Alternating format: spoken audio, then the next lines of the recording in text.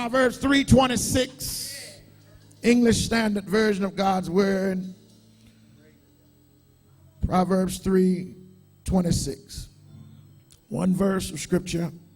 For the Lord will be your confidence and will keep your foot from being caught.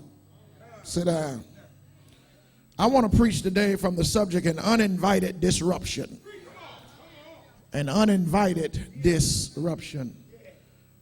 Q, I want to suggest first and foremost that we did not in any way, shape, or form ask, petition, invoke, or entice COVID-19 to come into our lives and to do what it continues to do, not only in America, but all over the whole round world. We didn't seek it, Rich. We did not, nor did we, Pastor Bailey, plead with it to come. Some of us were not even aware of its whereabouts until it had already made its way across the ocean and into our great nation. And after taking some consideration of this matter, Ebenezer, I'm inclined to suggest today that life can sometimes be like that. On many instances, we will be met with certain issues and obstacles that will, after our normal routine, remove us from our daily schedule and push us to rethink how we've always lived. And I know I'm in the right house because some of y'all deep down inside don't want to admit it, but you got a little fear, you got a little worry, you're a little frustrated now because the word on the curb is that they're going to shut us all down and shut everything down in a few more ups and downs. You're concerned, you're worried, you're hearing the same conspiracy theories that I'm hearing as to why this is happening. Why is it an election year? Why, after Joe Biden became such a popular candidate, now all of a sudden everything is down to 10 people?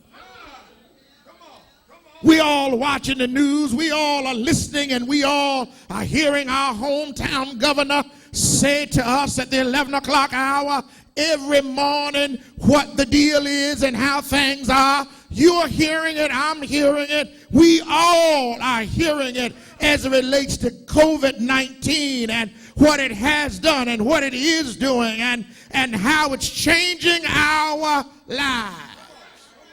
I was reading an article online a few evenings ago, and it talked about the 6 things that COVID-19 is going to change in the world, and how after this is over, the world will be different than what it was last year this time. My dear friends, I want to suggest today that sometimes our lives will have an uninvited disruption. A moment that will unexpectedly come and will give us a not warning sign. There will be no warning sign. There will be no letter in the mail. There will be no parcel in the mail to tell us that this is on the way. You will go to bed healthy in nighttime and wake up with cancer in the morning. You will go to bed knowing where your daughter is tonight and wake up tomorrow and not know where she is. You will go to bed with money in your bank account one week, and the next week you will be broke, busted, and disgusted. Your child will go to school one week, and the next week he's out the rest of the year. These are uninvited disruptions. We didn't ask for it. We didn't want it. We wasn't begging for it to come. But for whatever reason, God has suffered for it to be here. And today I want to lift what we ought to do. Or more especially, Evelyn, how we ought to think in times of uninvited disruption. I want to talk parenthetically, fat boy's got to catch his breath. I want to talk parenthetically here and suggest to you that it's not how you're living through the pandemic, but it's how you're thinking through the pandemic. I need to say that again. It's not how you're living through it, it's how you are thinking through it.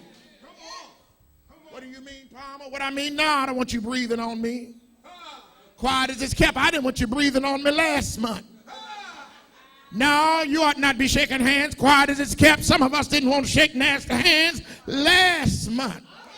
No, I'm not going to be doing a whole lot of visitation. Matter of fact, I ain't really never liked a whole lot of going in people's houses and everything. No, my children not going to have no nights over nowhere I'm not aware and don't know where they are. I ain't never really thought too much of folks staying over, children staying over other people's houses, and you not knowing what's going on while you're asleep. Your child is unprotected by you. Ain't never thought too much of it. Ain't never thought too much of pushing the buggy in the Walmart and not wiping down the handle. Ain't never thought too much of opening the door behind somebody that I do not know. They might have dug up the nose, dug up the butt, dug between the legs. I don't know what they've dug. I ain't never thought too much of it. Some of this stuff we ought to have already been taking precaution.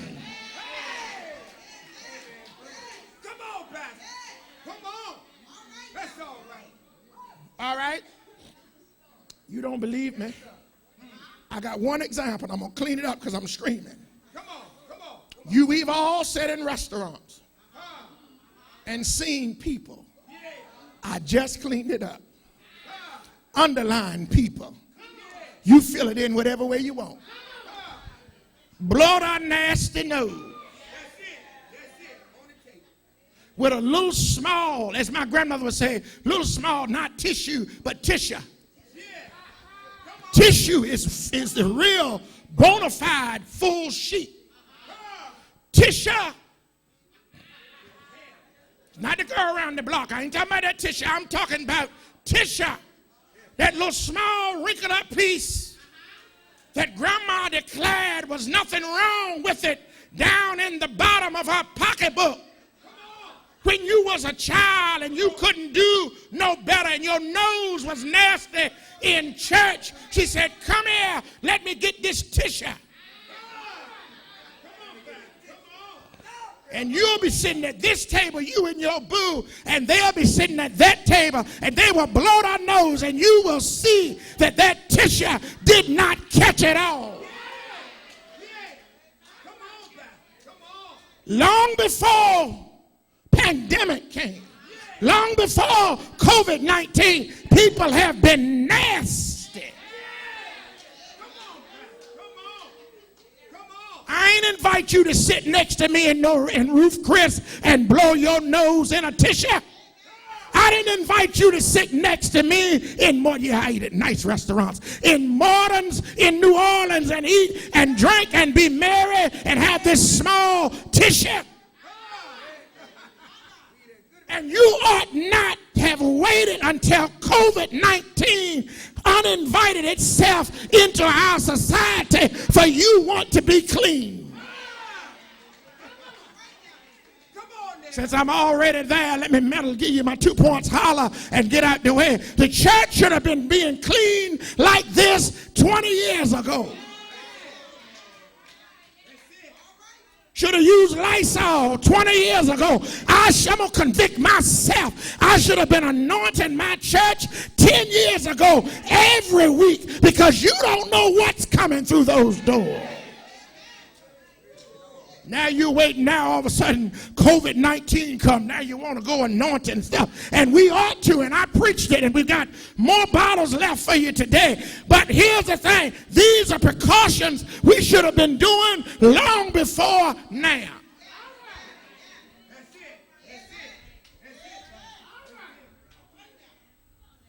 My brothers and sisters, what I'm simply trying to get you to understand, there are some things in life that we are not going to be able to control. And I don't know how you feel about it, but my life ain't going to stop because of what I can't control. Do I have a witness here? I didn't say I was going to be illegal, didn't say I was going to break the law, didn't say I was going to defy the governmental leaders, but when it's time to serve my God, No uninvited disruption is going to keep me from serving my God. When it's time for me to come to church, I'm going to figure out a way that I can gather with the saints, whether it's on the computer, whether it's in the yard, whether it's inside the building, whether it's me sitting on a tombstone preaching the gospel while you sit on the grass. We're going to figure out a way to serve the Lord in an uninvited disruption.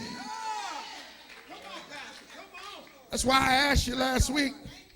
That's why I asked you to bring in 7 canned goods.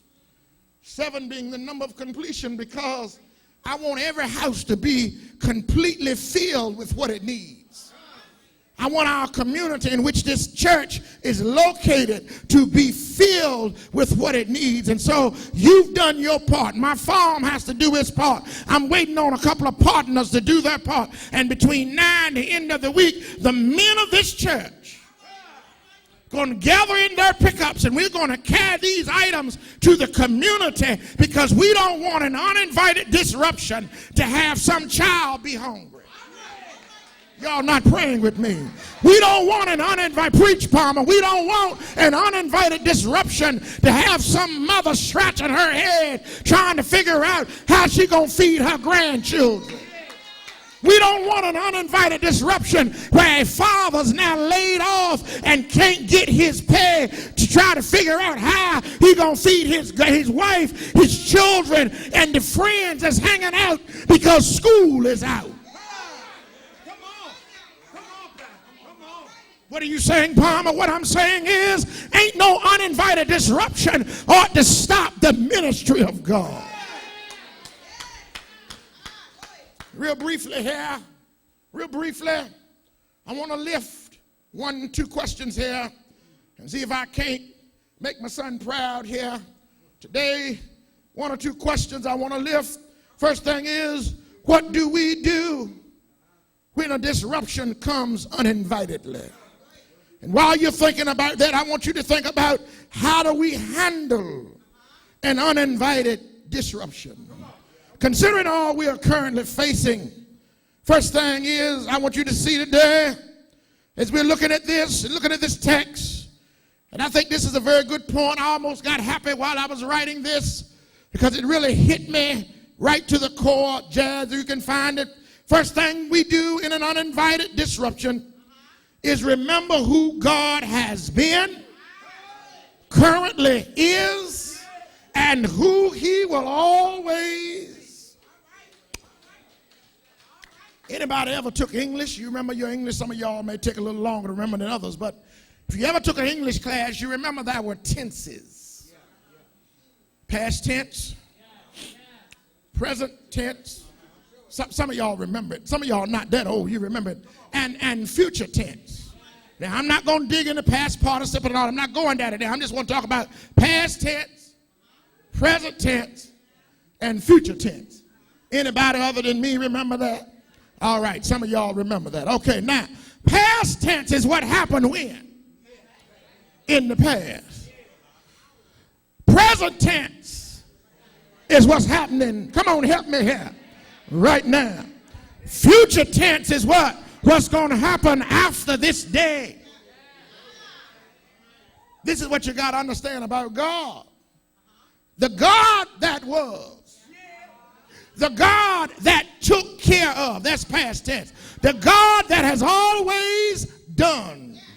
The God that has always did. The God that was before time was. The God that created before creation even decided to create. The God that was a shepherd long before David. The God that was dealing with lions long before Daniel. The God that took care of money long before Matthew. The God that knew how to pray long before Paul is the same God that'll take care of you present tense.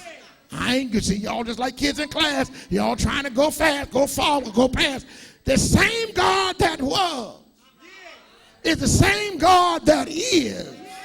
And future tense, he will be. I used to teach English. That's how I know. He will be the same God. I feel like lifting him up here. The same God tomorrow. How in the world can you honestly say you're doubting a God? Watch this. That has already proven. He proved it to you. Wait a minute, let me say it this way. He proved it to your mama. He proved it to your parents when you were a child. See, some of y'all, I've heard your testimony about turnip green sandwiches and bacon sandwiches and things that you had to do. You had to sleep in the bed with 7 and 8 of your siblings and hand-me-down clothes and how you had to wait for people in the city to pass down things. Some of y'all don't want to lift your hand because you all don't want nobody to know how poor, not P-O-O-R, but P-O, you were poor. You didn't ride around in no Jag and no Ford Super Duty and no Mercedes and no Honda and no Camaro. You didn't ride around in all of that then. Come on now. Some of y'all were begging rides to the Lord's house. But God took care of you then. And that's why I keep having church, because I want to reiterate every week, if he took care of you then, he's right able. Somebody ought to tell your neighbor without touching them, neighbor, he's right able. If he took care of you in the past, he'll take care of you in the present. And he's already proven himself that if he did it then, he's sure enough will. I wish I had about 3 witnesses and I'd make 4 to testify to the fact that we serve a God of yesterday, today, and tomorrow.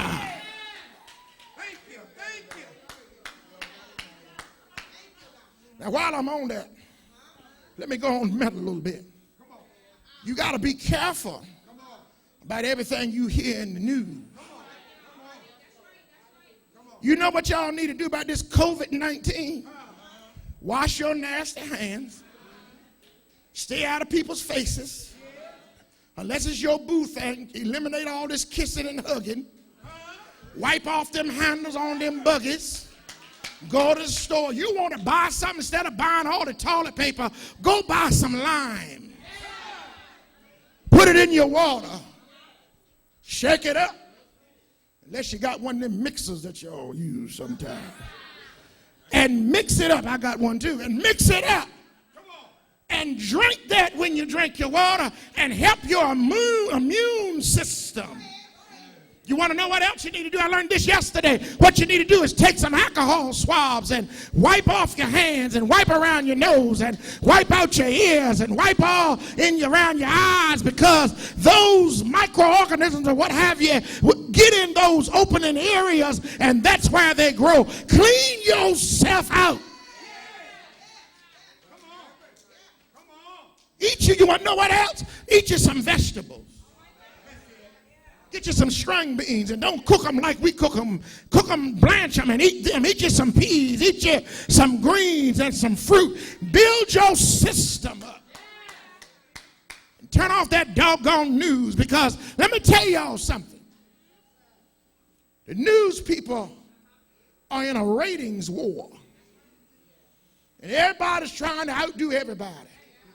Turn it on 11 o'clock, see what your governor got to say, and then turn on over there to the westerns or something and watch something entertaining, because you're just sitting there listening and listening and listening, and they're repeating the same. You don't realize that after a while, CNN repeats the same thing over from 6 in the morning until about 11 o'clock in the morning, unless something breaking comes in. And you all sit there and then you get scared. Let me tell you something else, and I'm going to deal with the rest of the text, get out of the way. Tell you something else you need to do. Like I said to him in the back. Ain't all this traveling. Stay off the airplane. Stay off the bus and the train.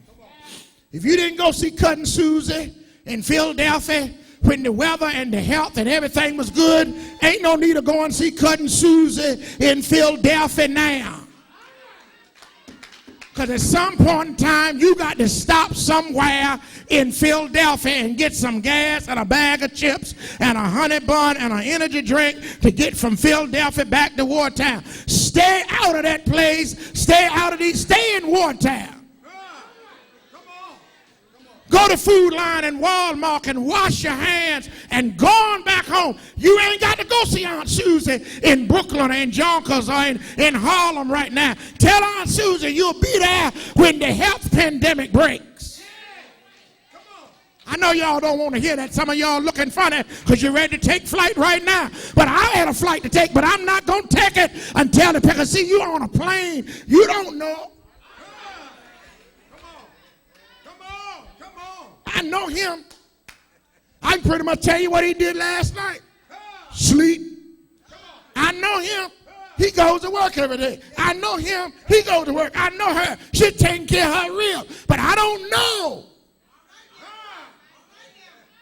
that stranger that sits in the middle seat on aisle 17D on Delta Flight 1451.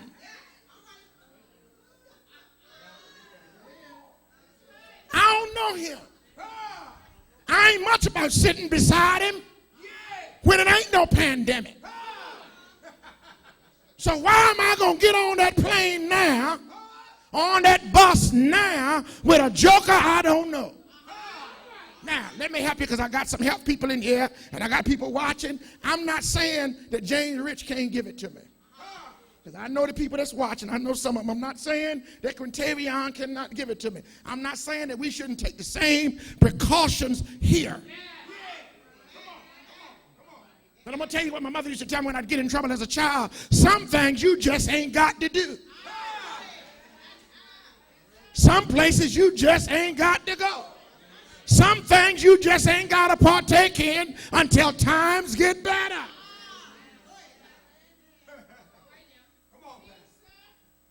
We serve a God, and I want us, the Lord just revealed this to me. Yes, I know the God of the ground is also the God of the air. But I don't mean no harm. I'm going to say something that's going to really make some bad ratings for this afternoon when Q and Dominique start doing the ratings reviews. It's going to make for bad ratings. I'd rather stay clean. Watch this. So I can come to church and party with y'all for an hour. And celebrate somebody that's been keeping me 44 years, then take my chances on a plane with some folk that ain't done nothing for me. I'd rather come in here and take my chances with you all, celebrating the God who has been, who is, and who always will be. In times like these, we must remember who God is, who he has been, and who he'll always be. Look at the text, Proverbs 3:26. Let's Q say I'm not in the word. The Bible says, for the Lord will be your confidence. Times like these, God, we have to stop acting like we ain't never been through nothing. Act like if God ain't never brought us through nothing. Y'all know this ain't your first pandemic. You had a pandemic trying to raise your children. Let me call the roll. You had a pandemic with that first husband, second husband, third wife, and you almost got a fourth, but you remembered what the second one did, and you said, I better pump my brakes and back up because I ain't going through this no more. You've had a pandemic with the first boyfriend, the second boyfriend. Your daughter gave you a pandemic. Your son gave you a pandemic. The supervisor on your job gives you a pandemic. And now you want to run and hide because of this?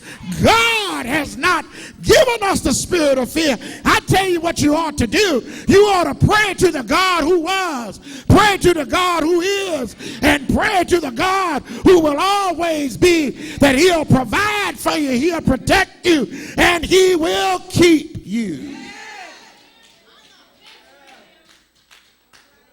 You and I, black people, know all too well what it is to go through a pandemic.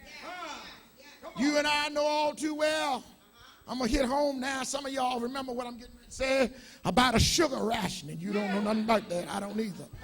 About your odd number and your even number with a number to determine how much gas you got at Jeff Dowdy's store. Some of y'all remember when you couldn't go in the front of the restaurant. This ain't the first time y'all had to get takeout. Now y'all want to stroke out because you can't go get them drum ribs at the diner because you can't sit inside. Why you can't get them and take them home? Well, you've been taking them home. You were taking them home 40 years ago and eating them and it wasn't no problem. You were taking the bag home then and it wasn't no issue. So why you can't take it home now?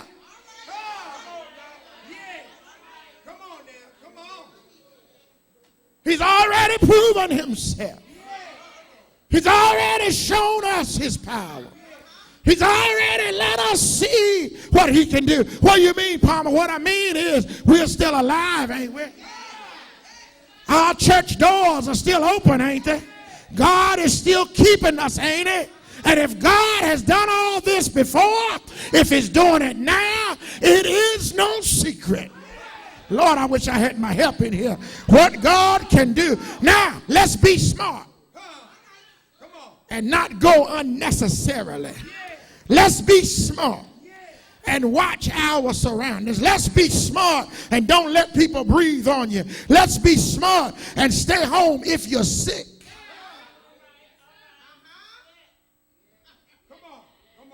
Let's be smart. Wash your hands. Do like my mama made me do last week. Wipe the steering wheel off. When you get the car out of the shop, wipe it off. Wipe off the bugger. Carry your own wipes with you. Take precautions. But you ought to also keep your confidence in God, who has proven time and time again that he's able to keep us in times like these. Come on, I ain't got much time left, but anybody remember how many times he's already kept you? Anybody want to close your eyes for about 15 seconds and remember those dark nights that you cried yourself to sleep and you cried yourself awake and God kept you? God is always on the scene, and he's going to be our confidence. He's going to be our hope. He's going to be our help. He's going to be our healer. He's going to be our haven. He's going to be our helpmate. He's going to hover around us and protect us during these disruptive times. But not only that, not only will the Lord be our hope, be our confidence, if we continue to remember who he's been, who he is, and who he will be. But secondly and finally, I got to cut you loose here. Dad, you can find that God has the power to keep us from being apprehended by the enemies of God. What we're facing, Ebenezer, is an enemy of God. It's an attack against the kingdom. It's causing pastors to think twice about opening up their churches. It's causing diggers and trustees and members to tell pastors when they're going to have service and when they ain't. It's causing members to think twice as to whether they ought to come to church, whether they ought to give into the church. And here's the thing. I like online worship.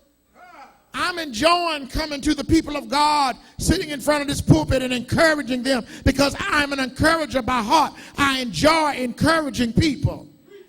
But there are some people that don't know anything about the internet. There are some people, Jessica, not like us, that don't have access. There are some elderly people that just can't afford a $50 or $60 internet bill every month. Y'all not talking to me. There are some folk that don't have access to go in Verizon and charge phones and iPads and pay on them as they go along, thusly giving them access to Wi-Fi, access to internet, and all of them ain't old. You'd be surprised the number of children who live in homes that don't have no internet. When the churches can't meet, that's an attack against the kingdom of God. When people are dying from an unknown virus that no one seems to know how it evolved or came about, that is an attack against God. When folk can't get food and when toilet paper becomes a necessity, that is an attack against the people of God. But I come today bearing good news. I come bearing good news, and the good news is that COVID-19 may have and may still be disrupting our lives, but the God I serve will not let your foot get caught. Do I have a witness here? And I think I know what we ought to do right now. We ought to praise the Lord, because we serve a God who will watch over our feet. Anybody know what I'm talking about? We serve a God that'll watch over these pigeon toes. Anybody know what I'm talking about?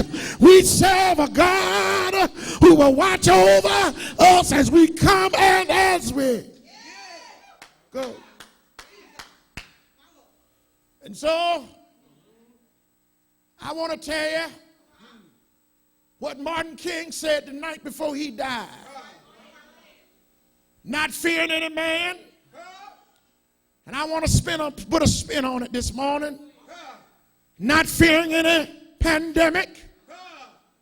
Because my eyes have seen the glory of the coming of the Lord.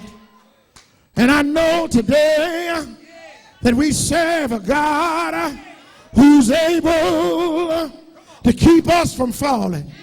Come here, Jude, you're right, Palmer. That's what I wrote in the book. Now unto him who is able to keep us from stumbling or falling.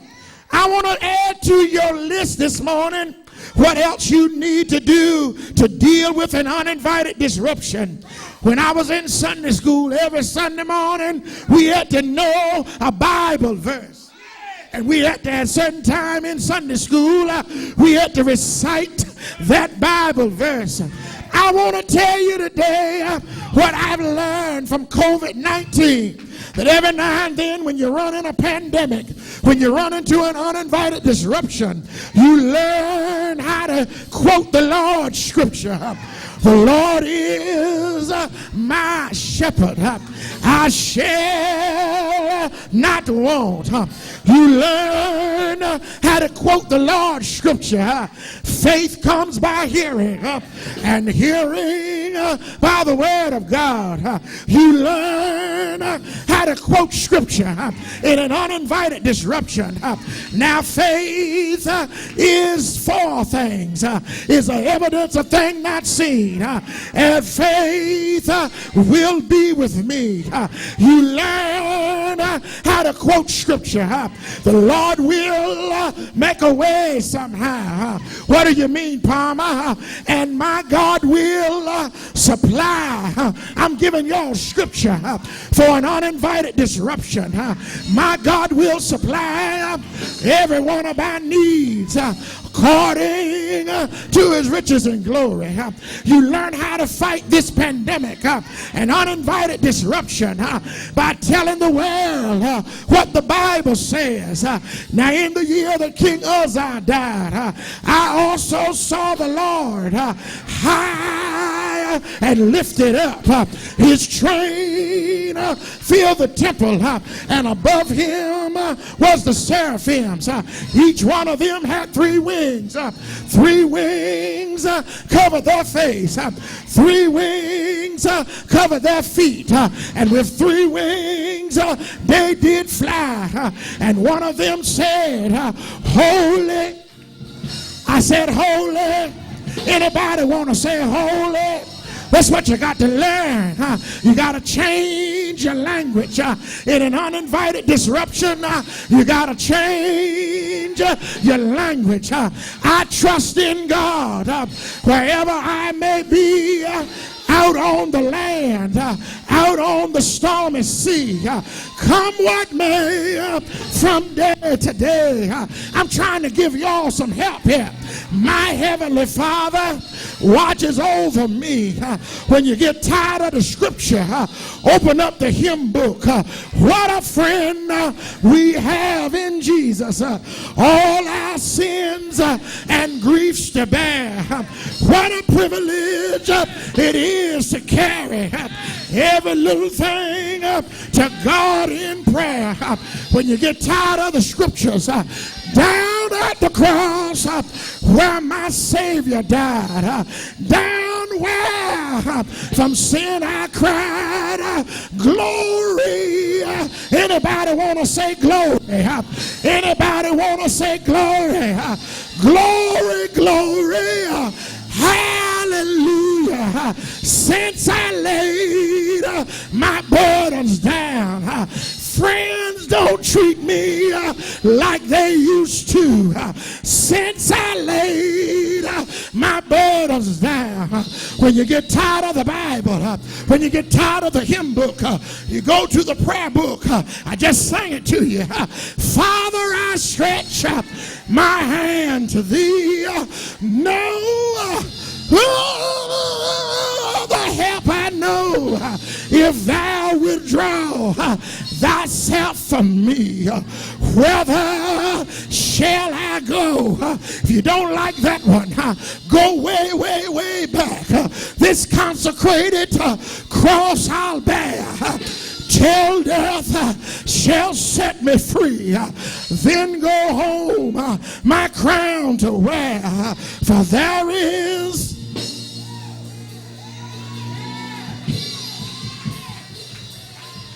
if you don't like that, you don't like the Bible, you don't like the hymn book, if you don't like the prayer book, I got one more song.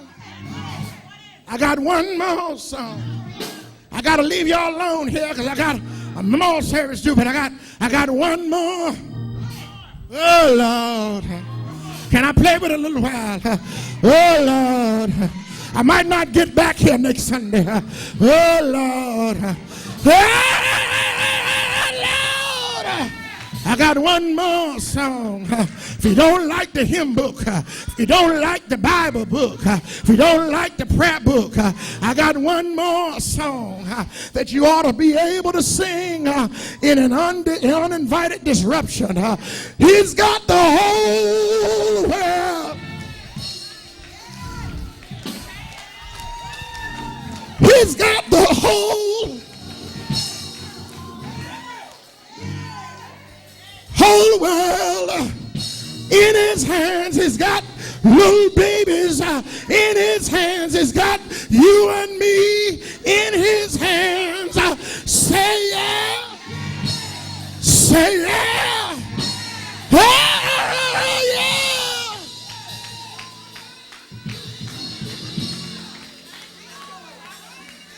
If you don't like the Bible book, if you don't like the hymn book, if you don't like the prayer book, if you don't like the regular song book, I got one more for you. I'm trying to help everybody. I want to talk to the holy rollers now.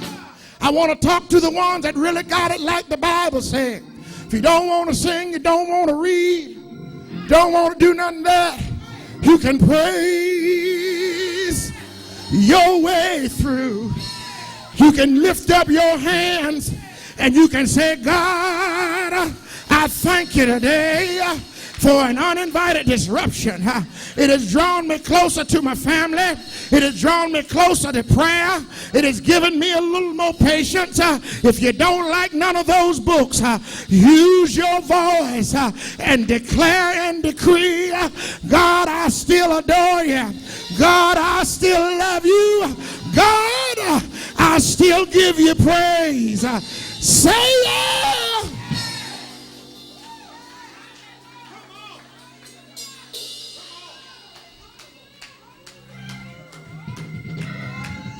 I'm done, but I got one more. Can I give you just one more? Q, can I give them just one more? Just one more? I got to go back to the hymn book. I know some of y'all don't like it, but I got to go back to the hymn book, because if you don't like the Bible, you don't like the hymn book, don't like the prayer book, don't like the song book, don't like none of that kind of carrying on about praising the Lord, I got to remind you of one thing. There's not a friend like the lonely Jesus. No, not one. No, not one.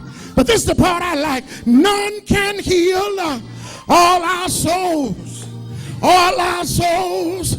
All our souls. All our souls diseases.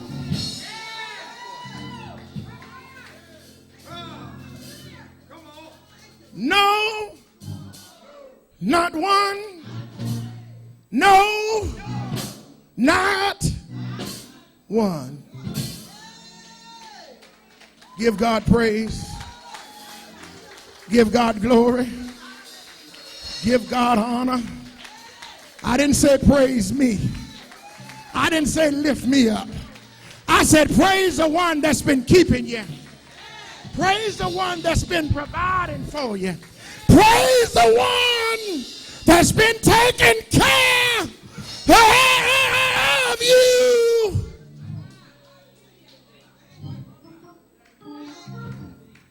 Stand all over the church.